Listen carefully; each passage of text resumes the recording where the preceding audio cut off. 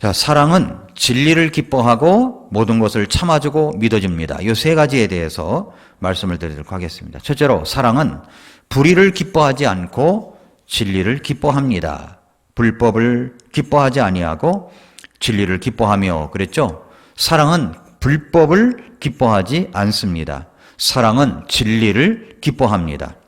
지금까지 사랑에 대한 부정적 진술을 이야기했죠. 사랑은 시기하지 않습니다. 뭐뭐하지 않는다는 이야기를 계속했잖아요. 사랑은 시기하지 않습니다. 자기를 자랑하지 않습니다. 우쭐대지 않습니다. 무례하게 행동하지 않습니다. 자기의 것을 추구하지 않습니다. 쉽게 성내지도 않습니다. 악을 생각하지도 않습니다. 불법을 기뻐하지 않는다는 이야기를 계속했죠. 이런 부정적인 진술을 끝내고 나서 이제 긍정적 진술을 합니다. 사랑은 이렇다는 겁니다. 그것은 바로 사랑은 진리를 기뻐한다라고 이야기를 합니다. 사랑은 불법을 기뻐하지 않습니다 라고 한 다음에 불법의 반대가 뭡니까? 불법의 반대가 뭐죠? 의잖아요. 의. 그죠?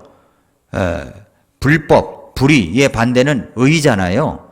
불법의 반대는 의인데 사도 바울은 불법을 기뻐하지 않고 진리를 기뻐한다 이렇게 이야기를 했어요. 진리를 이야기합니다. 불법에 반대되는 개념을 진리라고 이야기를 하고 있습니다. 왜 그러면 진리를 이야기하는 것입니까? 그것은 먼저 참된 사랑이라는 것은 문자 그대로 진리를 고소할 때 오는 기쁨을 말하기 때문입니다. 진리를 고소하기 때문에 우리 주변에는 정말 이단들이 넘쳐납니다. 종종 이단들의 횡포에 대해서 들려오는 소식을 듣노라면 가정을 파괴하고 때로는 부당한 짓을 함에도 불구하고 어떻게 법이라고 하는 것이 그런 범죄 행각들을 보고 그대로 보고 있는지 의아해할 때가 있습니다. 이단들의 어떤 접근에 우리는 때로 냉담한 면을 보여야 됩니다. 이단들의 그런 모습을 보고 사람들은 사랑이 없다고 비판을 하기도 합니다. 이렇게 뭐 이렇게 냉담하냐 그리스도인들이라고 이야기하죠. 물론 우리는 상대가 이단이든 범죄자이든 사랑의 자세를 잃지 말아야 됩니다. 그러나 그들의 잘못된 주장이나 교리까지 잘못된 것까지 용납하거나 옹호할 수는 없는 것입니다. 그것은 참된 의미에서의 사랑이 아니기 때문입니다.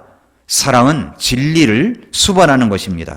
그 잘못된 주장이나 사상이 그 사람들을 지옥으로 갈 수 있게 하기 때문에 우리는 그 지옥의 행렬을 끊고 막기 위해서라도 진리를 바르게 이야기해야 하고 나타내는 것이 있어야 됩니다.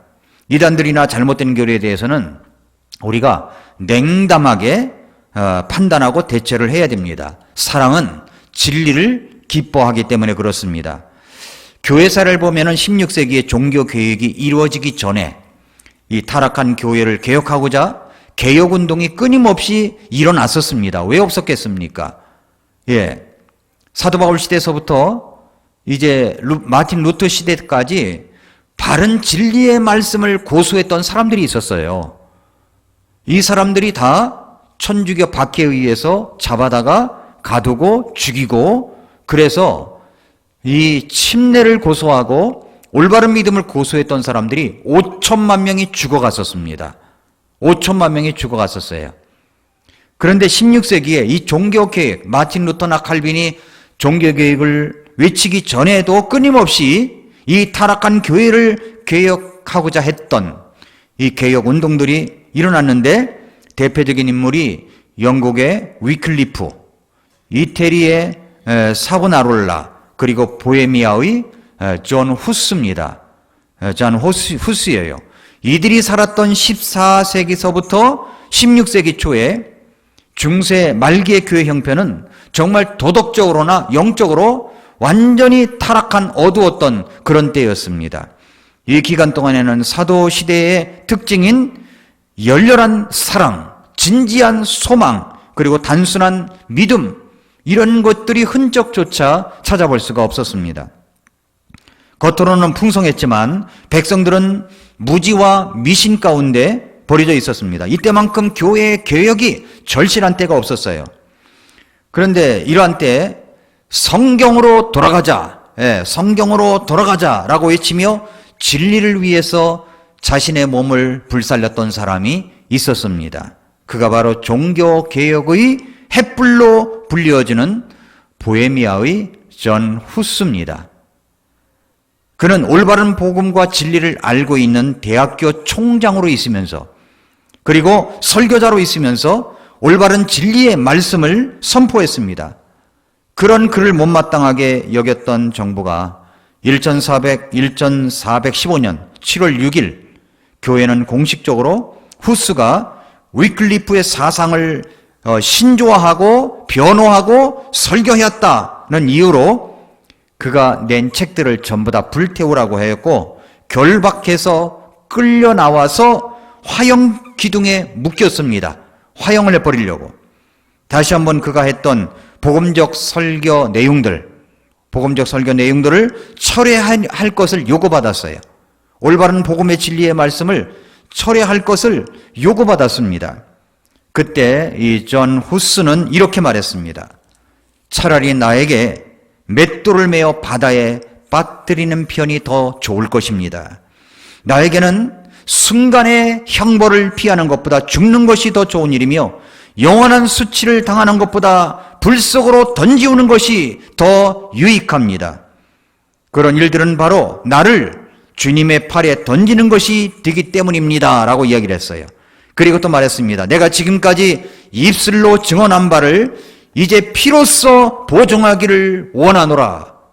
이 말이 너무 놀라운 말이에요. 내가 입술로 증언한 바를 내가 내 피를 흘려서 보증하겠다. 그 이야기를 한 겁니다. 죽어도 좋다는 말이죠. 후스는 많은 사람이 조롱하며 지켜보는 가운데 기도했습니다. 주 예수님, 주님의 크신 자비를 따라 나의 모든 대적들을 용서하소서. 주님께서는 저들이 나를 거짓 증거로 고소한 것과 거짓 혐의를 꾸며낸 사실을 아시옵니다. 주님의 한량없는 자비로 저들을 용서하소서 라고 얘기를 했습니다. 그렇게 나무 기둥에 묶인 후스는 장작더미에 불이 붙자마자 주여 제 영혼을 받아주소서 라고 기도한 후에 찬송을 부르며 죽음을 맞이했습니다. 죽은 뒤에 그의 죄는 강에 뿌려졌습니다. 이렇게 진리를 외친 겁니다. 그러니까 진리는 정말로 소중한 것입니다. 이것은 목숨까지도 내걸 수 있는 것입니다. 그러므로 진리를 기뻐한다는 것은 이단의 교리의 주장을 물리치는 것입니다. 요한이서 6절에 이하에 보면은 이단들을 우리가 볼 때 집에 들이지도 말고 인사도 하지 말라고 그랬어요. 그래서 사랑은 뭐라고요? 진리를 기뻐한다라는 이야기를 말씀하고 있습니다. 또 하나 이제 진리를 기뻐한다는 말이 무슨 말이냐면, 사람들에게 구원을 가져다 주는 이 복음의 진리를 전할 때 그들이 받아들이는 모습을 보고 마땅히 기뻐한다는 뜻이 들어있어요. 복음의 진리를 전할 때 그분들이 받아들여요. 그걸 보면은 너무너무 기쁜 거, 그 기뻐한다는 것을 이야기하고 있습니다. 예를 들어서 우리 교회에 어떤 분이 와서 예수님 믿고 구원받았습니다. 그럼 너무 기쁘잖아요. 침례에 순종했습니다. 더 기쁘지 않습니까? 이런 기쁨이 있다는 거죠. 그래서 사람들은 살아가면서 자기 삶의 방식에서 기뻐하는 것도 있고 기뻐하지 않는 것도 있습니다. 여러분, 지난 주간에 이렇게 시간을 보내면서 무엇을 가장 기뻐하였습니까?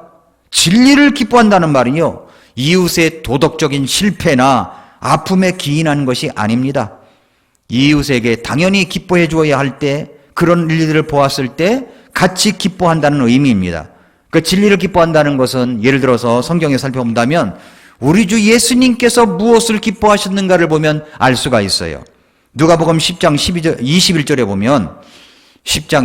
보면 이런 말씀이 있습니다. 그 시각에 예수님께서 영 안에서 기뻐하시며 이르시되 오 하늘과 땅의 주 되시는 아버지요, 아버지께서 이것들을 지혜롭고 분별 있는 자들에게는 숨기시고 아기들에게는 드러내셨음을 감사하나이다. 과연 그러하옵나이다. 아버지여, 그것이 아버지 보시기에 매우 좋았나이다 라고 했습니다. 예수님께서 기뻐하시고 감사하시고 좋아하셨던 일이 무엇입니까? 누가복음 10장 21절에 제자들이 전도하러 나갔다가 너무 놀랍고 기뻐서 보고를 합니다. 누가복음 10장 11절에 보면은 70명이 기뻐하면서 돌아와가지고 말하기를 주여 주의 이름으로 이 마귀들이 우리에게 굴복하나이다 했잖아요. 그 제자들이 전도하러 나갔다가 자신들이 전도할 때 예수님의 이름으로 말미암아 마귀들이 굴복하는 모습을 보고 너무 기뻐서 예수님께 보고했습니다. 그러자 주님도 사탄이 하늘에서 번개같이 떨어지는 것들을 내가 봤다, 이렇게 말씀하셨잖아요. 그러시면서 그 영들이 너희에게 굴복했다고 기뻐하지 말고 너희 이름이 하늘에 기록되었다는 사실에 기뻐하라고 말씀하셨습니다. 그러시면서 그 전하는 말씀을 지혜롭고 분별 있다고 하는 자들은 깨닫지 못하는데 오히려 어린아기들이 진리를 깨달음을 인하여 기뻐하신 것입니다. 우리 주님은 진리의 말씀을 전하는 자들 때문에 기뻐하십니다. 우리 주님은 그 전하는 말씀을 듣고 깨닫고 받아들여 구원받은 역사가 있을 때 기뻐하십니다. 사랑은 진리를 기뻐한다는 것입니다. 누가복음 15장 7절에 보면은 내가 너희에게 이르노니 이와 같이 하늘에서는 회개할 필요가 없는 의인 99 사람보다 회개하는 한 죄인으로 인하여 더 기쁨이 있으리라 그랬잖아요. 그러니까 우리 교회에서 가장 기뻐해야 될 제목이 뭐냐면 잃어버린 사람들이 구원받는 것. 이때는 정말 우리는 일어나서 환호성을 지르며 기뻐해야 되는 것입니다. 그게 교회 할 일이기 때문에 우리 주님께서 기뻐하시는 일이기 때문에 그렇습니다.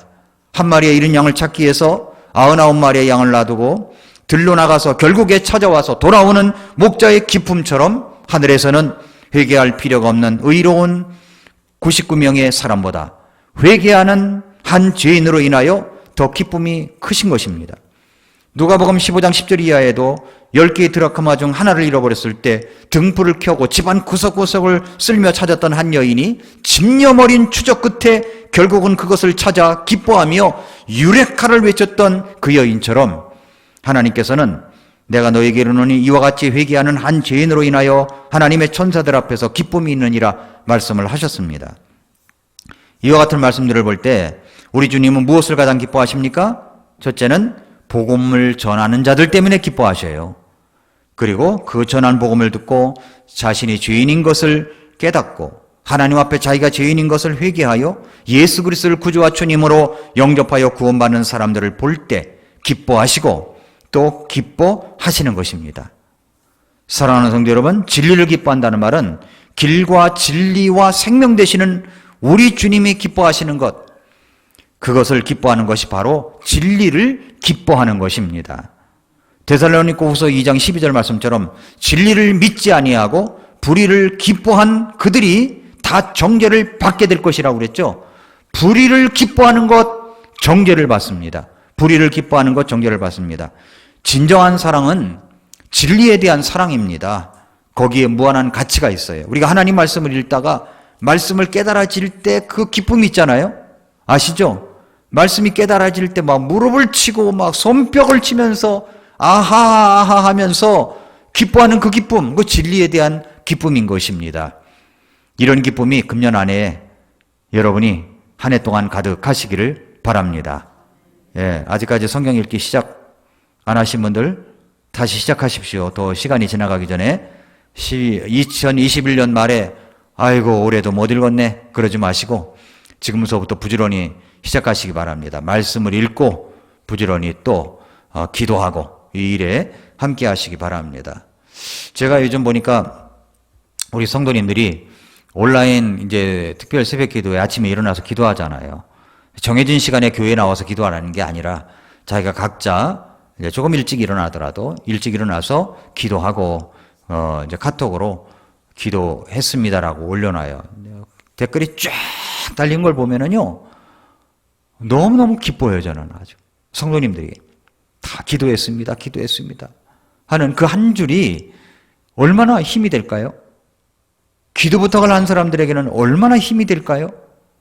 누가 어려운 일이 있습니다. 그런데 뭐 많은 말도 아니에요. 기도하고 있습니다. 기도하겠습니다. 기도했습니다. 이 댓글이요 어려움을 당한 분들에게는 엄청난 힘이 되는 겁니다. 그래서 이것도 이제 습관이거든요. 습관. 그래서 제가 이제 이것은 이제 좀 며칠 있다가 얘기를 하다가 지금 뭐 나온 김에 이야기를 합니다만은 이제 여기 54명이 들어와 있더라고요. 이게 카톡방에 특별 새벽 기도방에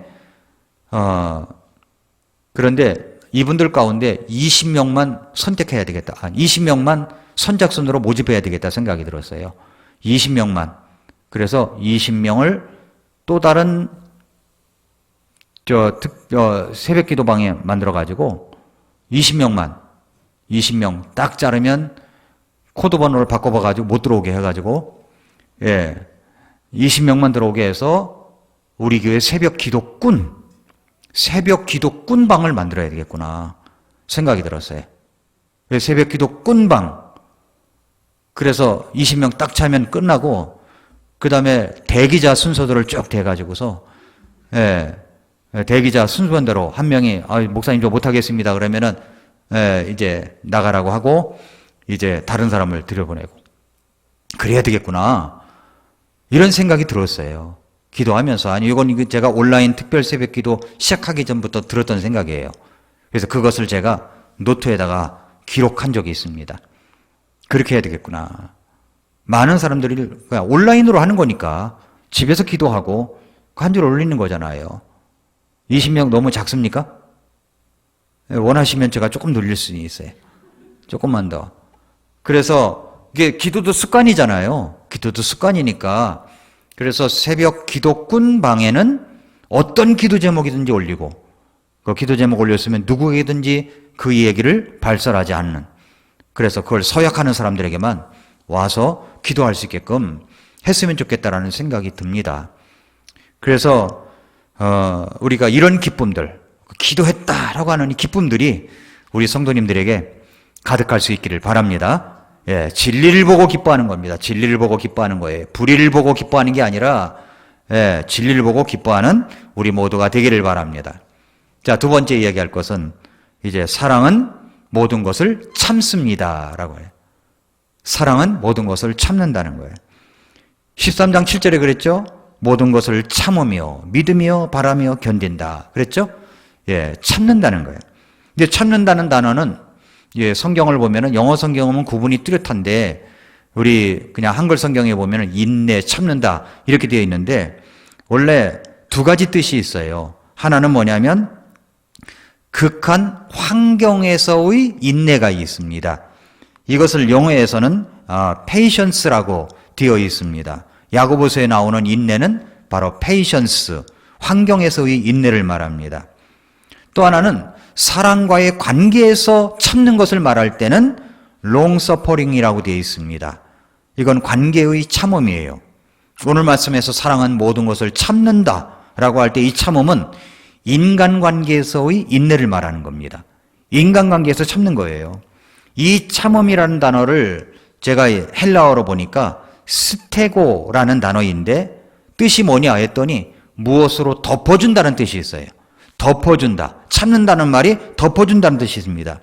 따라서 오늘 본문의 사랑은 인간관계에서 발견된 상대방의 약점이나 허물에도 불구하고 모든 것을 참는다. 모든 것을 덮어준다. 그래 덮어주면서 참아가면서 교제한다. 이런 뜻이 담겨져 있다는 겁니다. 그러니까 사랑은 모든 것을 참는 거예요.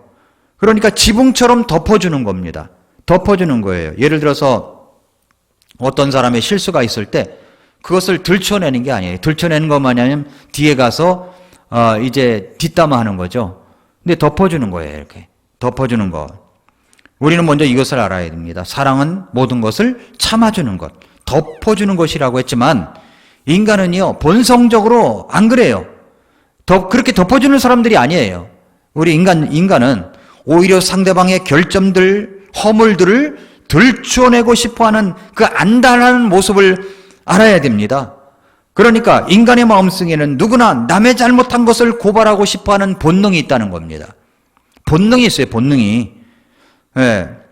아이들이 자랄 때 보면 그렇지 않습니까? 엄마 아빠에게 와서 애들이 뭐 형이 그랬어, 동생이 그랬어 고자질하며 자라는 모습을 볼 때 누가 뭐 가르쳐줘서 그렇게 합니까? 가르쳐서 그래요? 안 그렇습니다. 아빠가 뭐 특별교육을 시켰나요? 아니거든요. 그러니까 본능이 그래요. 본능이. 인간은 남의 허물을 동정하는 대신 즐깁니다. 즐겨요. 우리나라의 언론도 마찬가지예요. 언론도 남의 허물을 들춰내서 없는 이야기를 만들어내서 추측성만 있어도 그것이 사실인 양 떠들어댑니다. 떠들어내요. 아니면 말고식의 언론이 존재하는 한 사회는 혼란과 불안만 가중되고 말 것입니다.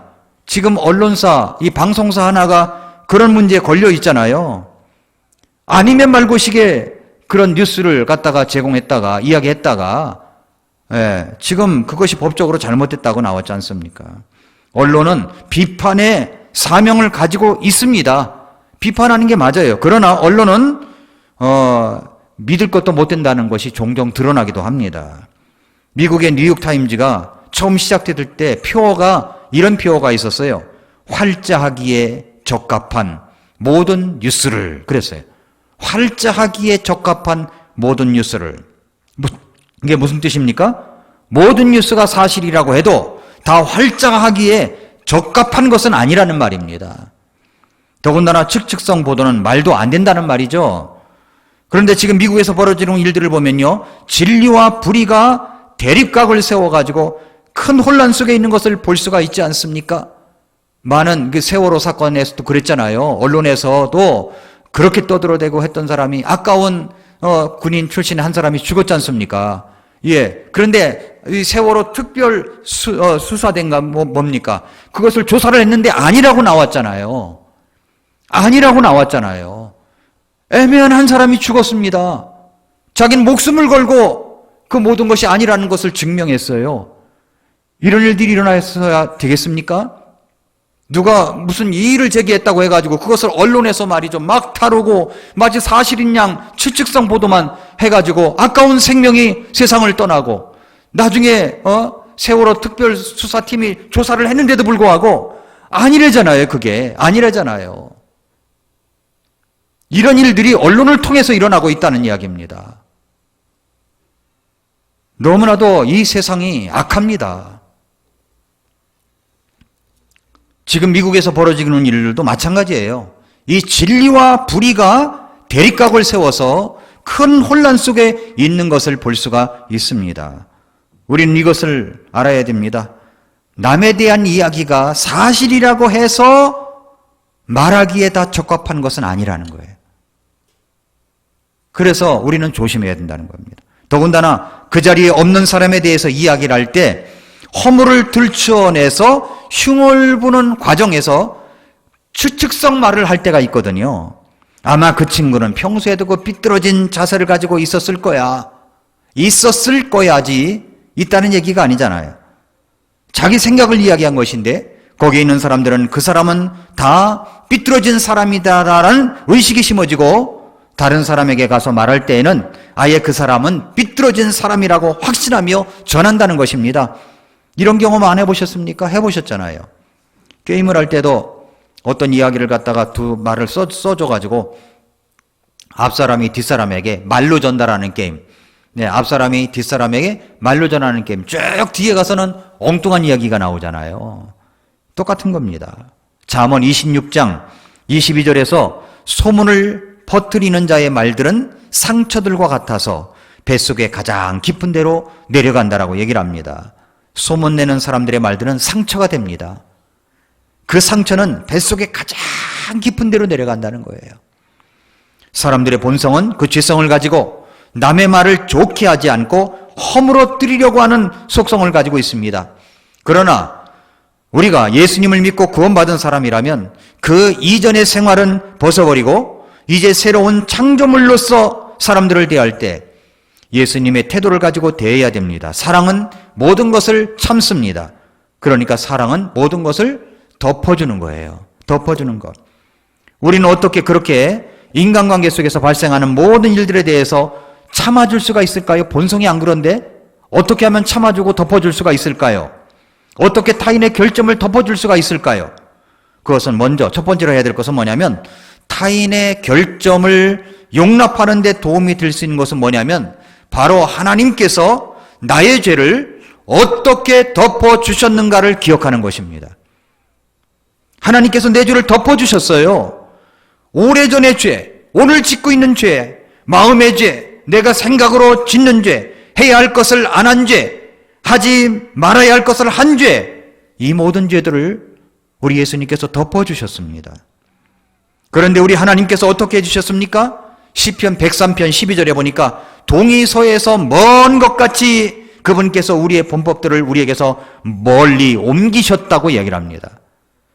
또 미가서 7장 19절에 보면은 그분께서 다시 돌이키시고 우리를 불쌍히 여기시며 우리의 불법들을 누르시리니 주께서 그들의 모든 죄를 바다의 깊음 속에 던지시리이다. 그렇습니다. 우리의 죄를 바다의 깊음, 태평양 한가운데 가장 깊은 곳, 거기에 던지신 거예요. 내 모든 죄악을 그렇게 던지셔서 찾지도 못하게 하셨습니다. 고리텐 분묘사가 그런 이야기를 했습니다. 그러면서 그 옆에 편말이 하나 써 있다는 겁니다. 뭐라고요? 낚시 금지.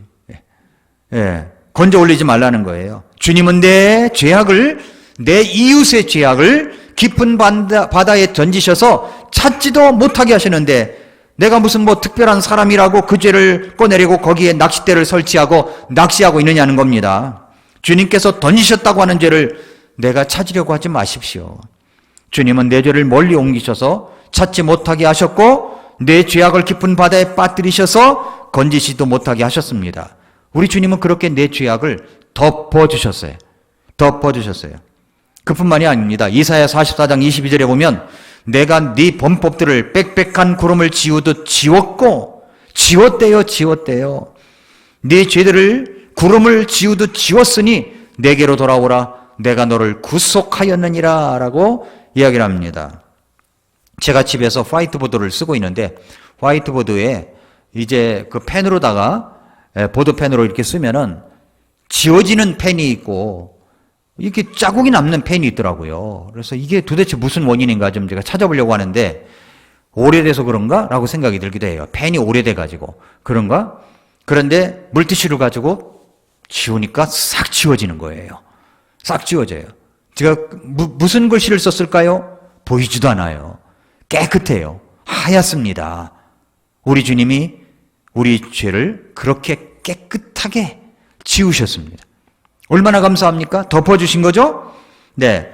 이사야 38장 17절에 보니까 보옵소서 평안을 얻으려고 내가 큰 쓰라림을 받았거니와 주께서 내 혼을 사랑하사 부패의 구덩이에서 건져내셨으니 주께서 내 모든 죄를 주의 등 뒤로 던지셨나이다. 등 뒤로 던져버리셨어요. 찾지도 못하게 우리 죄를 용서해 주셨습니다.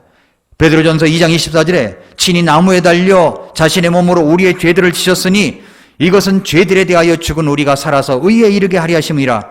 그분께서 채찍에 맞음으로 너희가 고침을 받았다라고 그랬습니다. 우리의 죄들을 지셨다라고 그랬어요. 지셨다. 예를 들어서 여기에 물병이 하나 있습니다. 물병이 있어요. 제가 먹는 물 담아가 다는 곳인데 이게 나라고 생각해 보세요. 이거 예수님이 이쪽에 계십니다. 근데 이 물병이 죄라고 생각해 보세요. 이 죄가 이쪽에 있습니다. 그러면 내 모든 죄들을 예수님께서 어떻게 하셨어요? 지셨다고 그랬죠?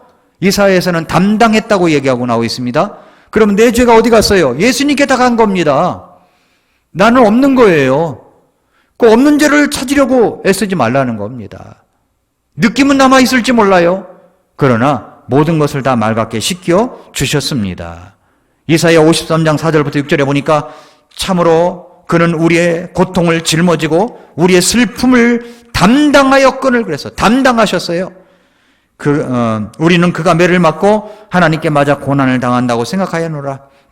그러나 그는 우리의 범법들로 인해 부상을 당하고 우리의 범법들로 인해 상하였노라. 그가 징벌을 받음으로 우리가 화평을 누리고 그가 채찍에 맞음으로 우리가 고침을 받았도다. 우리는 다 양 같아서 길을 잃고 각각 자기 길로 갔거늘 6절에 그랬죠. 이사야 53장 6절에 주께서는 우리의 모두의 불법을 어떻게 했어요?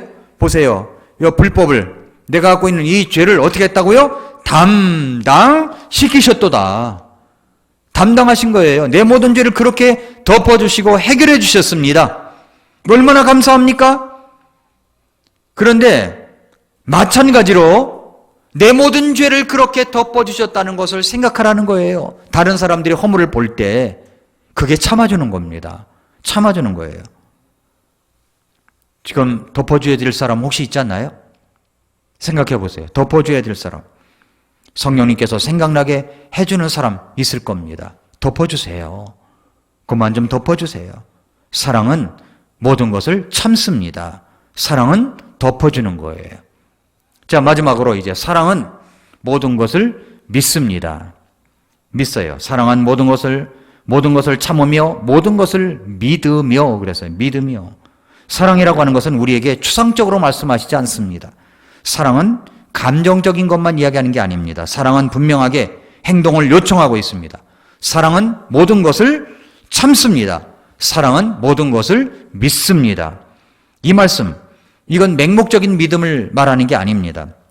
참된 사랑 안에 거할수록 사실 우리는 현실을 진정한 현실로 바라보는 안목을 갖게 된다고 믿습니다. 그래서 성경은 인간의 죄나 속임수, 부패성, 절망을 사실 그대로 조명하면서 그러기에 이 세상과 인간은 하나님의 아가페적 사랑이 없이는 구원될 수 없다고 가르치고 있습니다.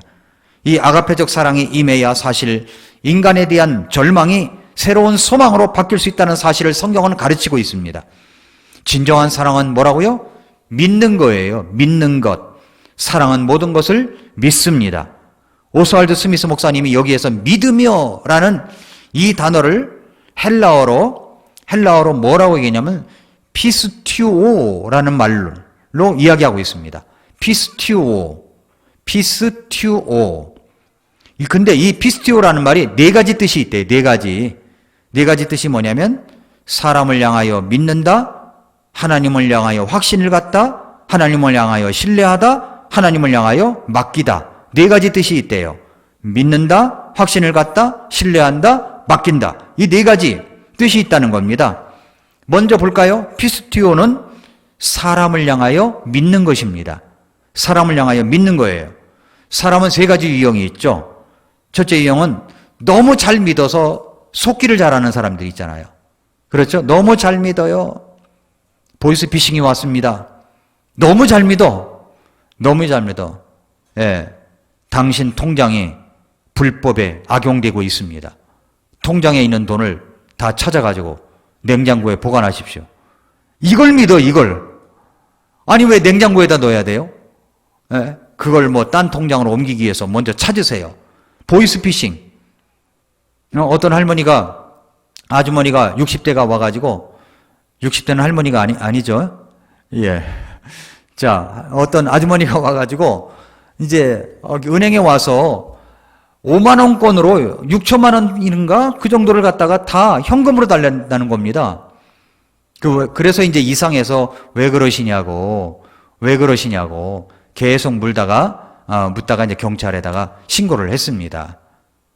그래서 그냥 뭐 해달라고, 필요가 있어서 그렇다고. 뭐에 필요하신데요? 계속 시간을 끌었죠. 경찰이 와서 딴 곳으로 가서 이야기를 하니까 보이스피싱이었어요. 그러니까 사람들 보면요, 잘 믿는 사람이 있어요. 제가 아는 목사님 한 분도 이제 그 카드 대금을 갖다가 이게 잘못됐다고 150만 원을 넣으라고, 어느 통장에 넣으라고 넣었대요. 그리고서 저한테 전화 왔어요. 목사님 속았습니다. 속지 마시라고. 그런 게 많거든요. 그래서 속기를 잘하는 사람이 있습니다. 사기도 잘 당하고 이단에 잘 빠지기도 해요. 보통 이러한 사람을 착한 사람이라고 하지만 착하기보다는 자기 주관이 없는 어리석은 사람이라고 볼 수가 있습니다. 두 번째는요, 아무것도 절대 안 믿는 유형이 있어요. 안 믿는 유형. 이런 사람은요, 냉소적이에요. 아주 배우기도 거절합니다. 남의 충고도 받아들이지 않아요. 마음을 여는 일도 없습니다. 이런 사람은 친구가 없고 그리고 따스함과 인간미도 부족합니다. 근데 또 어떤 사람은 오늘 성경이 말하는 사랑의 사람이 있습니다. 상대를 다 알고 있으면서도 믿어주는 사람이 있어요. 그냥 믿어주는 거예요. 상대를 사랑하기에 믿는 것입니다. 이런 사랑은 어떤 분이 가능합니까? 어머니가 가능하죠. 어머니. 부모의 가슴에 못을 받고 뛰쳐나간 자식이라고 할지라도 이웃과 친척들이 이제 그놈의 자식은 죽었다 치고 살아가라고 하지만 끝까지 포기 못하는 사람이 누구예요? 어머니예요, 어머니. 모든 사람은 포기할 수 있어도 부모, 어머니만큼은 포기할 수가 없습니다. 왜 그럴까요? 사랑하기 때문에. 사랑하기 때문에. 어떤 아내가 불신자 남편을 두고 그를 위해 불철주의 하나님 앞에 나와 새벽 기도를 합니다. 누가 보아도 그 남편이 하나님께 돌아올 가능성이 전혀 없어요. 전혀 없어요. 그러나 그를 사랑하는 아내는 그가 하나님께로 돌아올 것이라고 믿음을 포기하지 않고 기도합니다. 그 아내의 믿음이 무엇인가요? 바로 믿어주는 사랑입니다. 믿어주는 사랑. 이것이 바로 사랑을 향하여, 사람을 향하여 믿어주는 겁니다. 이런 뜻이 하나 있고요. 그 다음에 피스티오라는 이 말은 믿음의 의미는 확신을 갖다라는 의미가 있어요. 하나님을 향하여 확신을 갖다. 하나님의 사랑과 전능하심에 관한 확신을 두고 하는 말입니다. 우리는 하나님께 정말로 나를 사랑하신다는 이 말을 의심할 때가 있습니다. 그러나 로마서 8장 31절부터 39절을 쭉 읽어보면 하나님의 사랑에 관하여 이 말씀만큼 보장하고 있는 말씀을 찾기가 힘들어요. 그러면서 말하기를 자기 아들을 아끼지 아니하시고 우리 모두를 위해 그분을 내주신 분께서 어찌 그 아들과 함께 또한 모든 것을 우리에게 값없이 주지 아니하시겠느냐. 즉 그리스도의 십자가는 우리를 향하신 하나님의 사랑의 최대의 증거라는 겁니다. 우리는 십자가를 바라보며 하나님의 사랑을 확신할 수가 있습니다. 이게 피스티오의 의미, 하나님을 향하여 확신을 갖다라는 거고요. 또 하나 피스티오, 믿음이라고 하는 것은 신뢰하다라는 뜻이 있습니다. 자, 인간적 관계에서 가장 중요한 것은 뭐냐면 신뢰죠. 신뢰, 믿어주는 것. 성경은 신뢰를 영접으로 받아들인다는 영접으로 표현하고 있어요. 즉, 곧 영접을 통하여 우리는 주 예수 그리스도의 종이 되고 그분은 우리의 왕이 되며 우리는 그분의 신부가 되고 그분은 우리의 신랑이 된다고 말씀합니다. 그분은 우리의 맏형이시면서 또한 진실한 친구라고 성경은 그렇게 표현했습니다. 우리는 영접을 통해 우리 안에 들어오신 주님을 신뢰합니다. 신뢰하기에 그분께 순종하는 거예요. 신뢰하기에 우리는 예배를 드리는 겁니다. 신뢰하기에 우리는 기도를 드리는 거예요. 예수님의 이름으로. 이 믿음이란 단어에 바로 신뢰하다라는 단어가 들어있는 것입니다. 마지막으로 모든 것을 믿으며의 피스티오는 전적으로 맡기는 것을 의미합니다. 맡긴다. 모든 것을 하나님께 맡기며 모든 것을 놓으면서 모든 이해를 뛰어넘는 하나님의 평강이 그리스도 예수님을 통해 너희 마음과 생각을 지켜주실 것입니다. 특히 기억해야 할 것은 맡긴다의 궁극적인 의미는 우리 인생이 내 뜻대로 되는 게 아니라 아버지의 뜻대로 되게 해달라고 고백하는 것입니다. 그게 맡긴다는 의미예요. 네가 알아서 다 해줘. 맡길게. 그러니까 그분의 뜻대로 하는 거예요. 만약에 내 생각대로 안 돼 그러면 왜 그렇게 했어? 따지는 게 아닙니다. 맡긴다는 의미는 그분의 뜻대로 해달라는 거예요.